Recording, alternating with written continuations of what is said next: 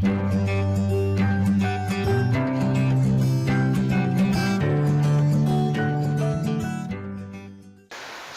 warahmatullahi wabarakatuh.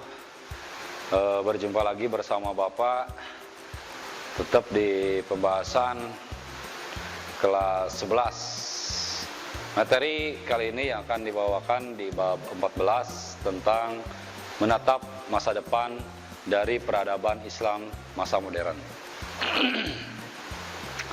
Adik-adik, yang pertama kita bahas tentang perkembangan sejarah peradaban Islam. Secara garis besar, sejarah Islam dapat dibagi ke dalam 3 periode besar: klasik, pertengahan, dan modern. Yang pertama kita buka periode klasik di era 650 sampai 1250 Masehi. Yang pertama fase ekspansi, integrasi, dan puncak kemajuan di era 650 sampai 1000 Masehi. Di zaman inilah wilayah Islam terbentang luas, mulai dari Afrika Utara sampai ke Spanyol di barat, dan mulai dari Persia sampai ke India di timur. Daerah-daerah itu tunduk pada kekuasaan khalifah yang pada mulanya berkedudukan di Madinah, kemudian di Damaskus, dan terakhir di Baghdad. Yang kedua, fase disintegrasi pada masa 1000 sampai 1250 Masehi. Di masa ini, keutuhan umat Islam dalam bidang politik mulai pecah, kekuasaan khalifah menurun, dan akhirnya Baghdad dapat dikuasai dan dihancurkan oleh Hulagu atau negara Hulagukan di tahun 1250 Masehi.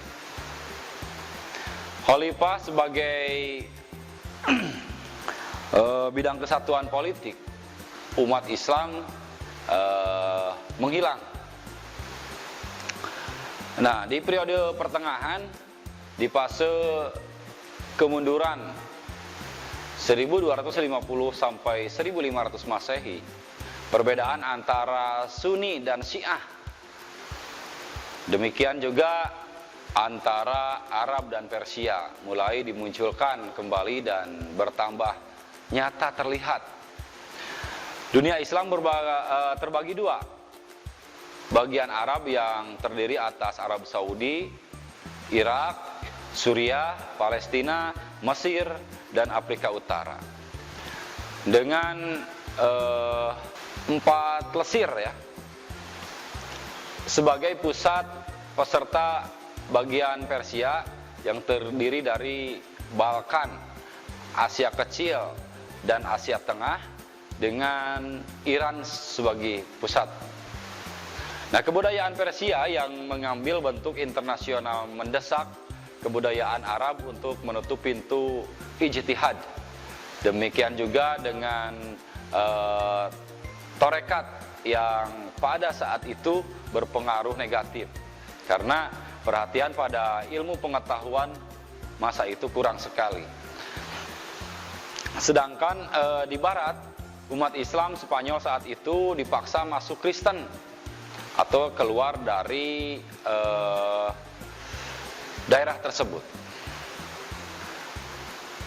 Nah, kita bahas periode pertengahan sudah berlalu, dan ke berikutnya yaitu fase 3 kerajaan besar di masa tahun 1500 sampai 1800 Masehi, yang dimulai dengan zaman kemajuan. Di era zaman kemajuan di antara tahun 1500 sampai 1700 Masehi, di zaman kemunduran di tahun 700 sampai 1800 Masehi. Nah, 3 kerajaan besar yang dimaksud adalah kerajaan Utsmani yang ada di Turki, kerajaan Safawi yang ada di Persia, kerajaan Mughal yang ada di India. Nah, ketiga kerajaan besar ini mempunyai masa kejayaan masing-masing, terutama dalam literatur dan arsitektur. Masjid-masjid dan gedung-gedung indah ya, yang didirikan di zaman ini masih dapat dilihat di Istanbul, di Tibriz, terus juga di Sepahan, serta kota-kota lain di Iran dan di kota Delhi. Nah, di zaman kemunduran, kerajaan Utsmani terpukul di Eropa. Adapun kerajaan Safawi dihancurkan oleh serangan-serangan suku bangsa Afgan. Kemudian sejarah perkembangan Islam pada masa modern. Nah, kemajuan ilmu pengetahuan dan teknologi bahwa pengaruh besar terhadap dunia Islam, terutama sesudah awal abad ke-19 dalam sejarah Islam. Saat itu dipandang sebagai permulaan atau periode modern. Nah, kontak dengan dunia barat akan membawa berbagai ide ke dunia Islam seperti rasionalisme, nasionalisme, demokrasi, dan sebagainya. Semua ini menimbulkan persoalan-persoalan baru dan pemimpin-pemimpin Islam telah memikirkan hal-hal tersebut. Sama halnya di barat. Adik-adik harus diketahui di dunia Islam juga timbul pemikiran dan gerakan untuk menyesuaikan pemahaman keagamaan dengan perkembangan baru yang ditimbulkan kemajuan ilmu, pengetahuan, dan teknologi modern. Melalui jalan itulah pemimpin-pemimpin Islam modern berharap dapat melepaskan umat Islam dari ketertinggalan dan membawa kemajuan. Nah, kata modernisme dianggap mengandung arti negatif di samping arti positif. Oleh karena itu, untuk menjauhi arti-arti negatif tersebut, lebih baik kiranya kita memakai terjemahan bahasa Indonesia, yaitu pembaharuan, atau dalam bahasa Arab disebut dengan istilah tajdid. Nah, usaha pembaharuan yang dilakukan sebenarnya adalah usaha reformasi dan kebangkitan kembali di dalam upaya meningkatkan keadaan menuju yang lebih baik. Nah, adik-adik, kita bahas tentang gerakan pembaharuan umat. Gerakan pembaharuan di Arab Saudi adalah gerakan pembaharuan Islam di Arab Saudi dimulai oleh Muhammad bin Abdul Wahab pada masa era 1703 sampai 1778 Masehi yang disebut dengan gerakan Wahabi. Pokok pemikirannya adalah kembali pada ajaran pokok, yaitu Al-Quran dan Hadis, serta memberantas segala bentuk bid'ah dan khurafat yang telah lama mengangkrak ya di kalangan sebagian umat. Nah, gerakan pembaharuan di Mesir, sedangkan pada tahun 1798 Masehi, Mesir diduduki oleh Napoleon Bonaparte, sehingga sejak saat itu Mesir dijajah oleh Prancis. Invasi inilah yang menjadi salah satu penyebab gerakan pembaharuan di Mesir. Nah, gerakan tersebut pertama kali dipelopori oleh Muhammad Ali Pasha, seorang perwira Turki Utsmani ya, yang berhasil menguasai Prancis dari Mesir pada tahun 1901 Masehi. Adik-adik, perlu diketahui juga gerakan pembaharuan di Pakistan. Nah, ide pembaharuan di Pakistan atau di India dan di Pakistan dicetuskan oleh Syekh Waliullah pada abad ke-18. Kemudian diteruskan oleh anaknya Syekh Abdul Aziz di masa 1746 sampai 1823 Masehi. Dan dikembangkan oleh Syed Ahmad Syahid di tangan Ahmad Syahid, ide-ide pembaharuan itu meluas dan dikenal sebagai gerakan mujahidin. Nah, apa itu gerakan di Turki? Kita bahas gerakan di Turki. Gerakan pembaharuan di Turki dimulai pada awal abad ke-19 yang dipelopori oleh Sultan Mahmud kedua. Ya. Pembaharuan yang dilakukan oleh Sultan Mahmud II antara lain menyangkut masalah politik. Contohnya menghilangkan jurang pemisah antara penguasa dan rakyat, dan menghilangkan pembatasan antara penguasa dan rakyat. Kekuasaan adapun pembaharuan di bidang pendidikan dengan mendirikan sekolah-sekolah umum dan mengirim pelajar-pelajar ke luar negeri. Turki adalah salah satu kerajaan Islam di barat pertengahan abad ke-20.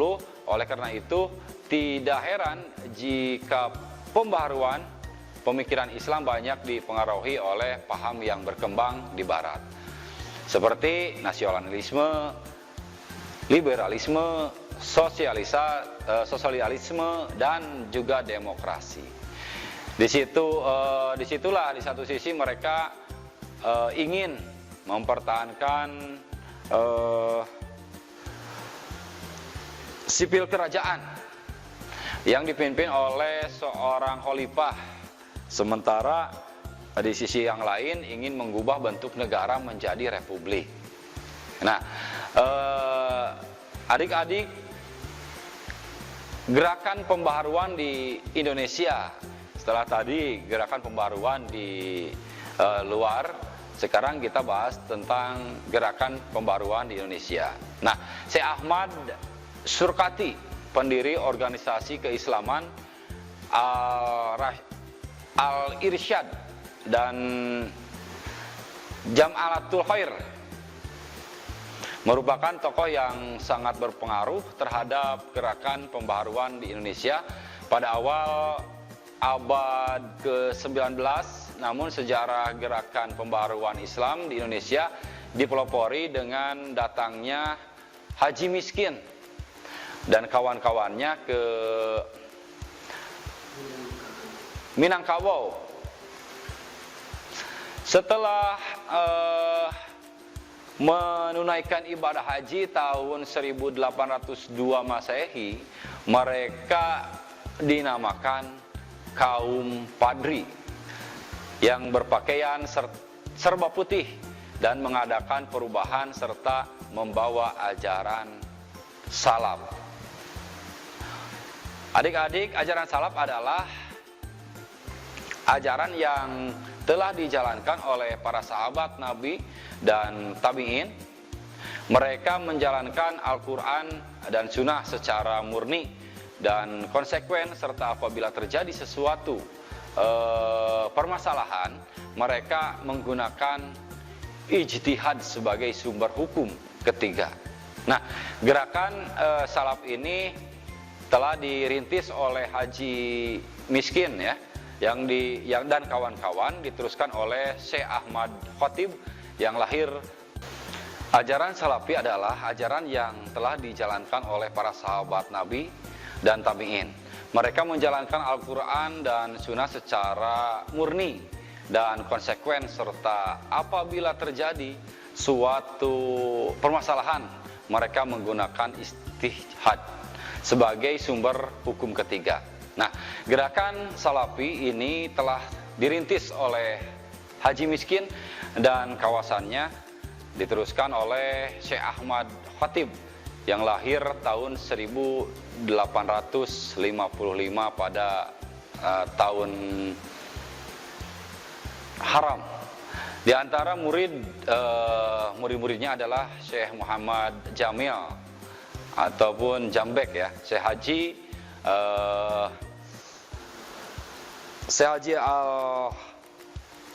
Abdul Karim dan juga Profesor Dr. Ahmad Dahlan dan Kiai Haji Hasyim Asy'ari yang ada di Jawa.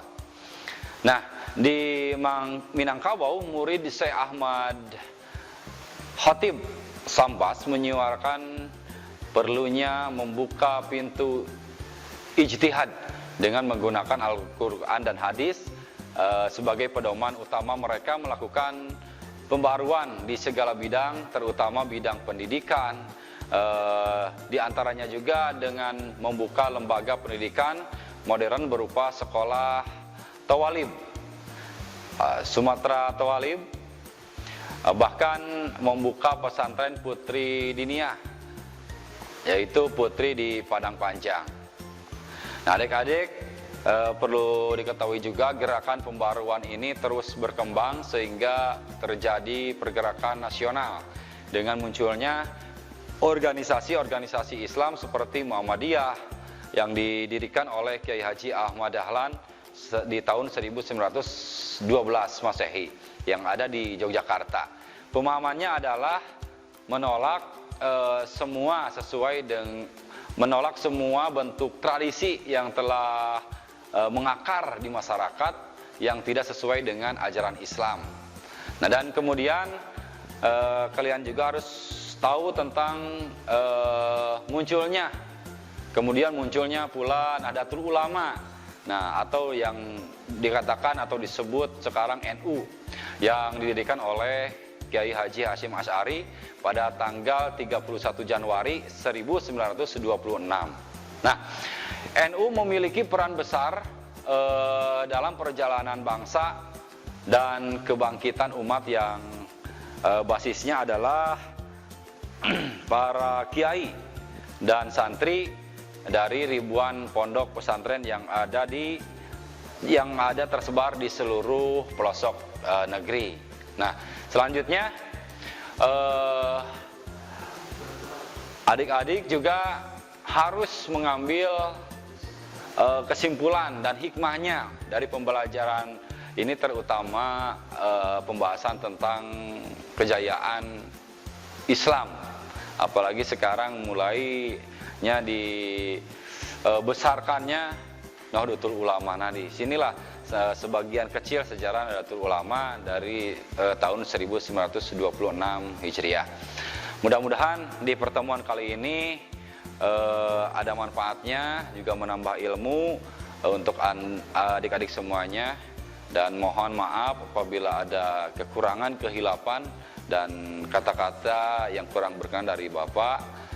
Billahi taufiq wal hidayah. Wassalamualaikum warahmatullahi wabarakatuh. Kunjungi sosial media lainnya seperti website kami di pkbmalkata.com, Facebook PKB Malkata Mananjaya, Instagram PKB Malkata _official. Dan terima kasih telah klik video ini. Jangan lupa like, comment, share, and subscribe untuk menunjukkan dukungan kamu terhadap channel ini. Enjoy the video. PKB Malkata.